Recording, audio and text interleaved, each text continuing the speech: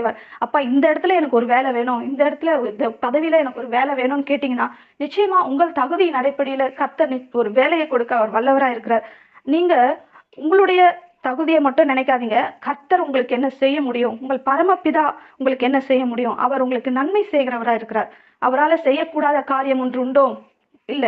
அதனால நீங்க இன்னைக்கு தைரியமா அவரிடத்துல கேட்கலாம். அப்பா எனக்கு இத வேணும் அப்படின்னு நீங்க கேட்கும்போது, கர்த்தர் அதை செய்ய வல்லவரா இருக்கிறார். ஏன்னா அவ்ளோ நல்லவரா இருக்கிறார் நம்முடைய பரமபிதா. அதனால தான் கிறிஸ்து இங்க சொல்றாரு, அவர் ஒருவர் தான் பிதாவா இருக்கிறார்.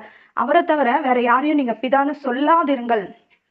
சொல்லவே வேண்டான்னு சொல்றாரு. ஏன்னா, அது ஒரு உன்னதமான வார்த்தை. அது ஒரு உன்னதமான உறவு. அந்த உன்னதமான உறவ மற்றவர்கள நம்ம என்ன சொல்லக்கூடாது, இவர் தான் என்னுடைய பிதா அப்படின்னு பெருமையா சொல்லக்கூடாது. ஏன்னா, அவங்க கூட உங்களுக்கு நன்மை செய்வாங்கன்னு சொல்ல முடியாது.